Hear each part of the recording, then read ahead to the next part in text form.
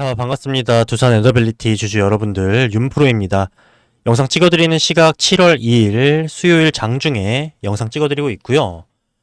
어제 오늘 낙폭이 좀 나와주고 있으면서 지금 상당히 불안하신 분들이 많으실 것 같은데, 일단 이 부분 크게 걱정하실 필요 없다라고 말씀을 드리면서 시작을 할 거고요. 오늘 불안하신 부분들 해소시켜드리기 위해서 현재 구간 같이 한번 살펴보면서 분석해 드릴 테니까요. 영상 끝까지 시청 한번 해주시고요. 시작하기에 앞서서 좋아요와 구독 한 번씩 꾹꾹 눌러주시고 댓글 열려 있습니다. 댓글로 두산 엔더빌리티 현재 구간 매수 기회입니다. 기회라고 댓글도 한 번씩 많이 남겨주시길 바라겠습니다. 자, 바로 한번 살펴볼 건데, 제가 항상 강조를 드렸던 게 뭡니까?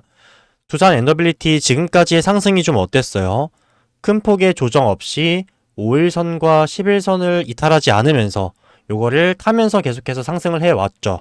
다만 이제 7월 중에는 제가 잠재적인 호재들이 상당히 많은 달이고 6월달보다 더 큰 상승분이 나와줄 수 있기 때문에 그 상승에 앞서서 한 번의 큰 조정은 나와줄 수밖에 없다라고 말씀을 드렸고, 그 시기를 제가 전에 영상에서는 8만원을 터치하기 전, 그러니까 현재 소화하고 있는 이 물량 매물대 말고 상단으로 도달할 수 있는 현재 이 매물대 끝부분인 75,000원에서 8만원 부근, 요 부근이죠. 이 시기를 말씀드렸는데 지금 한 발 빠르게 나와준 모습이고, 이거는 오히려 매를 먼저 맞고 나서 빠르게 상승 준비를 하겠다라는 모습이기 때문에 전혀 나쁠 게 없고, 지금이 오히려 뭐다? 추가 매수 찬스다. 그래서 기회라고 말씀을 드렸던 거고, 그리고 이미 우리 주주 여러분들은 3, 4만원대 혹은 늦어도 5만원대의 비중을 담으신 분들이기 때문에 이 정도 낙폭에 흔들리실 분은 없을 거라고 생각을 합니다. 그래서 오히려 추가 매수를 하시거나 아니면 제가 전에 영상에서 짚어드렸던 급락 시그널을 확인하시고 일부 정리를 하신 분들도 계시겠죠. 그래서 지금은 어떻게 보면 한 발 빠르게 찾아온 기회의 구간이기 때문에 지금 어떻게 대응을 하냐에 따라서 추후에 도달하게 될 8만원, 10만원, 그리고 2007년도의 고점인 15만원까지 수량과 수익이 크게 차이가 나겠죠. 그래서 현재 구간이 단기 저점 구간이다 보시는 게 맞고, 여기서 더 낙폭을 준다고 해봤자 어디까지입니까? 21선 근처인 58,000원대 이 정도를 내가 물량을 늘려갈 수 있는, 분할로 접근할 수 있는 매수 구간으로 보시는 게 맞고요. 이 구간에서 정말 많이 뺀다고 하더라도 언제입니까? 갭으로 뛰어 올렸던 12일이죠. 12일의 저가인 53,000원 밑으로 뺄 수는 없어요. 왜요? 이 밑으로 빼게 되면은 어떻게 됩니까? 세력 입장에서도 이거는 개인들을 털어내려는 수준이 아니라 아예 전부 이탈을 시켜버리는 거고, 그렇게 되면은 세력 입장에서도 물량을 주고받을 매체 자체가 없어지면서 차후에 그려나갈 차트에 심각한 문제가 생기기 때문에 이 53,000원 구간은 이탈시킬 수가 없다. 혹시라도 이 구간에 도달을 한다고 하더라도 어차피 누구와 누구의 세력과 세력의 힘싸움이 생길 수밖에 없을 거고, 결국에 더 많은 자금을 가진 세력이 본인들의 기존 물량에 대한 리스크를 감당하기 위해서라도 철저하게 방어를 할 수밖에 없는 구간입니다. 그래서 정말 최후의 마지노선으로 생각을 하셔야 되는 거고, 단기적으로는 말씀드렸던 21선을 터치해주는 구간인 58,000원에서 현재 구간 61,000원 정도를 유지하면서 세력들이 수량을 모아갈 수밖에 없는 구간이죠. 결론적으로 이 세력들도 1차 목표가 자체를 8만원대로 체크를 하고 수량을 모아가고 있기 때문에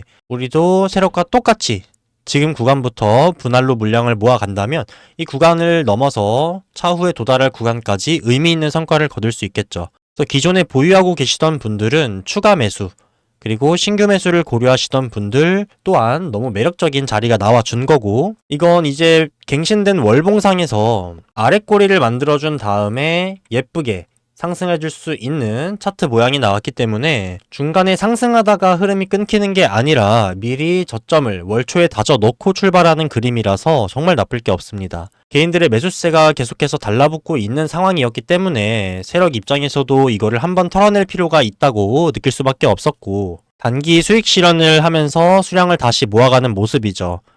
세력들이 재차 수량을 모은다는 건 앞서 말씀드린 것처럼 우리 입장에서도 비중을 늘리고 신규 매수를 할 수 있는 단기 저점이다 라고 보시면 되고, 현재 대차와 공매도를 보셔도 의미 있는 수량이 늘어나지가 않았습니다. 거의 유지하는 수준이고, 그렇기 때문에 현재 구간에서 나오게 되는 하방은 뭡니까? 의도적으로 눌러주는 하방보다는 이 개인들을 털어내면서 당연히 나오게 되는 요 매도 물량, 이탈 물량과 앞서 말씀드렸던 세력들의 단기 수익 실현 매도 물량 요걸로 인한 하방이기 때문에 이 낙폭이 과해지는 패닉셀이나 공매도와 대차로 인해서 의도적으로 주가를 더 눌러주려는 움직임은 나올 확률이 매우 적은 구간일 수밖에 없고요. 이런 걸 토대로 우리는 또 적극적으로 매수할 수 있는 하나의 근거가 생긴 거죠. 제가 7월 중에 잠재되어 있는 호재들 말씀드리면서 어떤 것들 말씀드렸었죠? 체코의 두코바니에 이어서 어딥니까? 테멜린. 요 테멜린의 입찰 일정이 공식화가 될 가능성이 있고 두산 에너빌리티의 이제 수소터빈 실증 요 프로젝트가 정부의 중간 점검 혹은 지원 확대 등의 발표로 주목을 받을 수 있는 달이기도 하면서 산업부 장관 후보자로 지정됐던 김정관 사장의 인사청문회 혹은 장관 공식 임명 여부에 따라서 추가 모멘텀이 생길 수가 있는 달이죠. 이 외에도 사우디, 루마니아 쪽에 원전 수출 협상이 진전이 되면서 SMR 글로벌 파운드리 수주가 확대될 수가 있고 미국의 웨스팅하우스와의 협력을 강화한다는 내용의 발표도 나올 수가 있겠죠. 또 잠재적인 호재가 상당히 많은 달이기 때문에 이런 상승 모멘텀을 알고 있는 상태에서 현재 구간에서의 낙폭은 이런 재료와 그리고 세력들의 수급을 체크해 봤을 때 기회로밖에 볼 수 없겠고 이런 호재들을 전부 소화하기 위해서라도 당연히 한 번에 조정을 줄 수밖에 없기 때문에 그리고 심지어 지금까지 이런 조정을 받은 적이 없었잖아요. 세력 입장에서도 어떻게 보면 명분이 생긴 겁니다. 개인들을 털어낼 수 있는 명분이 생겼기 때문에 이번 기회에 최대한 많이 털어내려고 할 거고 어렵게 나온 명분으로 털어내려면 사실상 어제 그리고 30일 이 정도의 낙폭으로는 개인들이 털려나갈 수 없는 수준이기 때문에 오늘의 하방도 필요할 수밖에 없던 하락이다 라고 생각이 들고 다만 말씀드린 대로 어딥니까? 요 20일선과 12일자의 저가 요 부근은 깨버리게 되면 개인들을 털어내는 게 아니라 완전히 이탈을 시켜버릴 정도의 낙폭이기 때문에 요 구간까지 도달할 확률은 매우 낮고 그렇기 때문에 요 구간을 잘 버티시고 이 구간에서 수량과 비중을 늘리신 분들은 향후 8만원, 10만원 그럼 15만원까지는 큰 변곡 없이 조금 안정적으로 끌고 나가실 수가 있는 기회가 될 것 같습니다. 그렇기 때문에 이 정도 구간에서 조금 흔들리시고 불안하시다 하는 거는 솔직히 평단가 관리가 좀 안 되셨던 분들일 거고 그렇게 된다면 이번 조정을 계기로 좀 평단가를 낮추시거나 다음에 매수 자리를 선정하는 데 있어서 조금 더 신중하게 판단할 수 있는 경험으로 받아들이시면 될 것 같고요. 이렇게 평단가 관리가 안 되셨던 분들도 사실 지금 두산 에너빌리티이기 때문에 회복할 수 있는 수준이라서 다행인 거지. 다른 기타 급등주들에 잘못 들어가시면 몇 년 물리는 경우도 많죠. 지금 날이 많이 더워지면서 지금 좀 급등하는 종목들이 있는데 지금 잘못 들어가면 큰일 나는 거 뭐 있나요? 파세코 이런 거 지금 잘못 들어가면은 내년 여름까지는 손가락 빨아야 되죠. 그래서 두산같이 든든한 종목들에서 평단가 관리가 안 됐다 하시면 사실 이런 급등주들은 쳐다도 보시면 안 됩니다. 계좌 녹아요. 반면에 두산은 어떻습니까? 이런 단기 조정들에서 조금씩 모아간다고 했을 때 우리에게 거의 확실한 수익을 가져다주는 국밥 같은 존재 아닙니까? 그래서 어제 오늘 좀 조정받는다고 물량을 던지신 분들이 많지는 않았으면 좋겠고요. 던질 거였으면 어제 장 초반에 던지고 오늘 오후 중에 담으려고 했던 분들은 정말 해안을 가지셨다라고 말씀을 드리고 급락 시그널을 잘 포착을 하신 거겠죠. 전에 영상에서 다뤄드렸던 시그널 중에서 가장 핵심은 뭐였나요? 결국에 항상 언급드리는 이 5일선과 10일선을 타고 상승했던 종목이기 때문에 이 5일선과 10일선을 동시에 이탈하는 경우겠죠. 그래서 어제 오전 중에 힘을 못 받는 모습을 포착을 하시고 요거는 10일선까지 이탈할 수도 있겠다 해서 일부라도 매도를 하셨다면 정말 잘 하신 거고요. 근데 매번 이렇게 미리 불안해서 던지시는 게 좋지만은 않습니다. 지금은 적절한 대처일 수밖에 없는 시기라서 먹힌 거지 매번 이렇게 좀 미리미리 정리하는 습관이 생기시게 되면은 결국에는 내가 짧게 먹는 매매가 많아질 수밖에 없고요.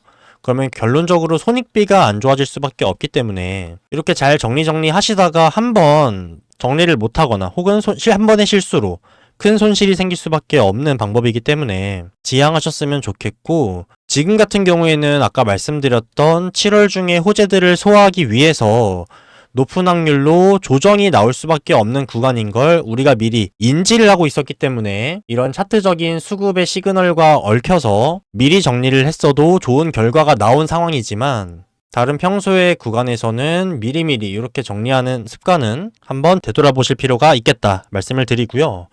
세력들도 결국에는 물량을 모으기 위해서 개인들을 털어낼 뿐인 거지 본인들의 지분, 비중을 다 던져가면서 수익 실현을 하는 구간이 아니에요. 그래서 앞으로 도래해야 할 8만원, 10만원, 15만원까지 가는 과정에서 현재 구간은 뭡니까? 너무나도 메리트가 있는 매수 자리다 라고 말씀을 드렸고, 따라서 어느 정도 긴장이 좀 되시고 두근거리는 마음으로, 요거를 표현하면 어떻게 보면 살짝은 불안한 마음일 수 있겠죠.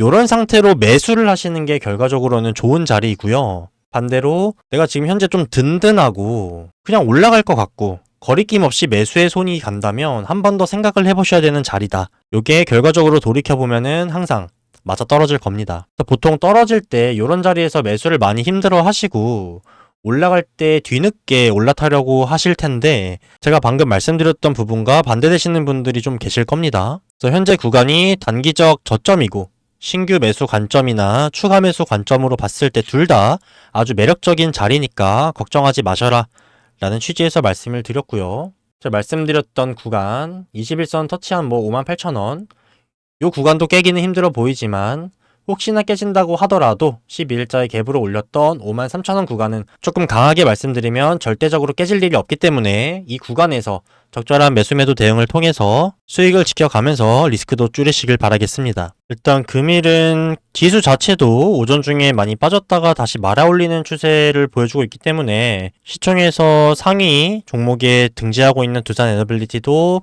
지수와 같은 흐름을 보여주고 있는 양상이고 말씀드렸던 구간에서 반등이 나와주면서 오늘 현재 구간에서 말아 올려서 박스권을 형성하려는 모습을 보여주고 있는 상황이고요. 이 구간에서 말씀드린 것처럼 더 이상의 낙폭은 나와주지 않으면서 21선을 깨지 않고 지금 언제죠? 고점이었던 72,200원과 오늘자의 저점 59,500원 사이를 횡보를 하면서 개인들을 털어낼 확률이 매우 높아 보입니다.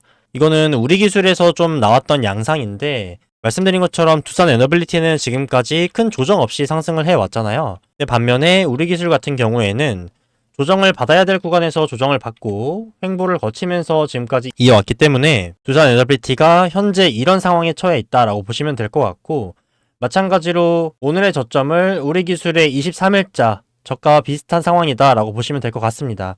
그래서 뛰어 올렸던 19일자의 저점을 깨지 않으면서 보시는 것처럼 아래 꼬리를 만들어주면서 박스권을 형성한 후에 어느 정도 물량 소화 작업을 거치고 나서 개인들이 어느 정도 털려 나가니까 그 후에 급등이 나왔던 우리 기술의 모습처럼 지금 현재 두산 에너빌리티가 이런 박스권 내에서의 조정 및 횡보를 거치면서 수량을 충분히 모은 후에 차후에 급등을 위한 준비를 하고 있는 과정이 가장 높은 확률이라고 보시면 될 것 같습니다. 그래서 왜 이렇게 흘러가는 건가요? 라고 말씀을 하시면 사실 이 세력들이 개인들을 털어내기 위해서는 크게 두 가지 정도 방법을 쓸 수 있는데 첫 번째가 변동성이죠. 요거는 위쪽 방향이든 아래쪽 방향이든 위로 가면 뭡니까? 뭐 이런 식으로 뛰어 올리는 양봉들이 다 변동성이라고 보시면 되는데 여기서 가속을 주게 되면 급등이 나와주게 되면 당연히 개인들은 뭐합니까? 차익 실현 그리고 수익 실현하려는 욕구가 강해질 수밖에 없기 때문에 여기서 매도 물량이 나와줄 수밖에 없고 반대로 떨어지게 된다고 하면 뭡니까? 하방으로 방향성에 가속을 줘서 뭘 유발하는 거예요? 패닉셀을 유발을 해서 개인들의 손절 물량 혹은 현재 나의 수익을 조금이라도 지키려고 하는 뭐 본절 물량일 수도 있고 약수익 물량들 출하되는 이런 물량들을 유발시켜서 개인들을 털어낼 수가 있고요. 이 두 번째가 가장 중요한데 사실 여기서 많이들 털리십니다. 두 번째가 바로 횡보예요. 의외죠. 오히려 변동성에서 더 많이 털릴 것 같은데 왜 횡보에서 털리나요? 라고 말씀을 하시는데 실제로 이런 횡보 구간에서 아직 뭐가 나오지 않은 거죠? 방향성이 나오지 않은 구간이기 때문에 왜요? 이때까지는 다음 방향이 위인지 아래인지 알 수가 없는 미지의 구간이기 때문에 여기에서 뭐가 커져요? 불안 심리가 커질 수밖에 없어요. 그럼 기존에 잘 상승을 해오고 있던 추세라면 당연히 수익을 보고 계신 분들이 떨어지는 거에 대한 불안감 때문에 최근 거래일에 일반 개인들처럼 차익 실현을 할 수밖에 없고요. 만약에 상승분이 좋았다가 이 구간에서는 손실이 생겼겠죠. 뒤늦게 올라타신 분들은.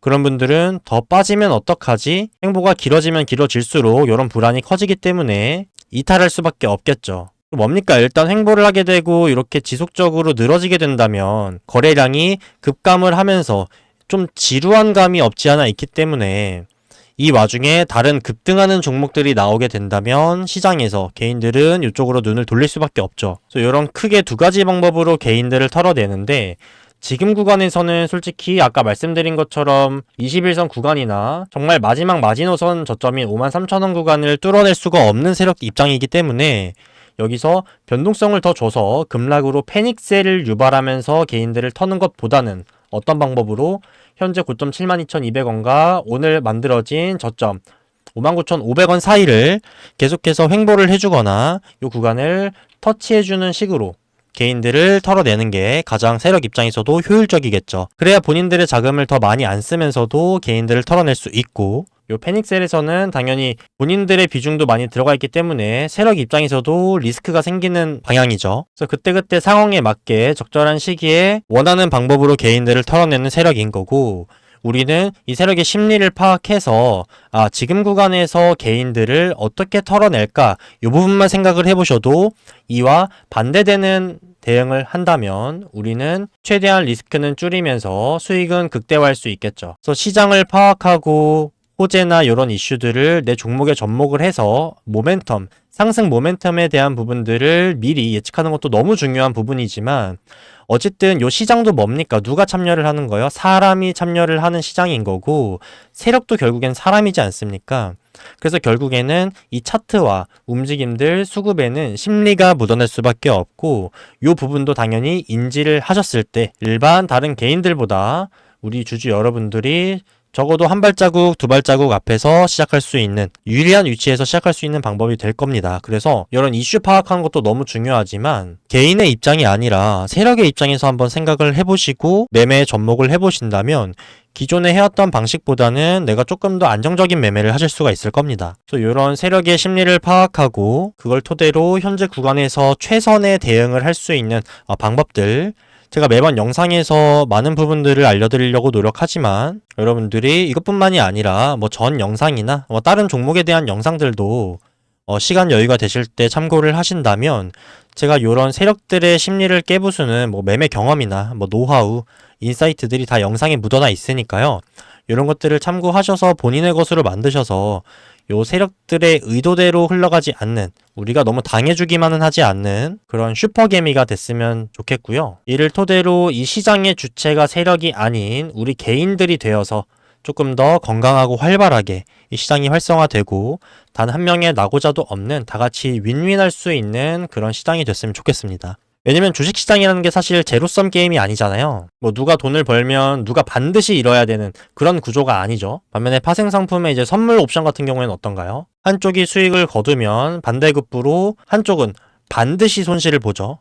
근데 주식은 그게 아니에요. 파생상품은 제로섬이 맞는데 주식은 제로섬이 아닙니다. 다 같이 돈을 벌 수 있어요. 근데 이걸 누가 막아요? 요걸 세력들이 막는 거죠. 본인들이 더 큰 수익을 보기 위해서 개인들을 털어 먹으면서 그래서 우리가 아무래도 요 세력보다 자금 쪽에서는 당연히 딸릴 수밖에 없기 때문에 이기지는 못하더라도 적어도 불편하게 만들고 비기기라도 하는 그런 상황이 됐으면 좋겠고 촉수의 장사가 없거든요. 요 개인들이 다들 요 투자 시장에서 조금 더 성숙해지고 매매를 잘하게 된다고 했을 때 이 수적으로 우리가 더 우월할 수밖에 없기 때문에 결국에는 시장을 주도할 수가 있어요. 이런 상황이 저는 머지 않았다고 생각을 하고 있고 그동안 세력들에 의해서 제대로 평가를 받지 못하고 주가가 많이 흔들렸던 가치가 정말 좋은 기업들이 많은데 이제는 코스피가 3,000포인트도 탈환을 했고 주가 관련해서 장난질을 치거나 주주 가치 제고를 막는 여러 행위들을 금기시한다고 현 정부에서 발언을 했기 때문에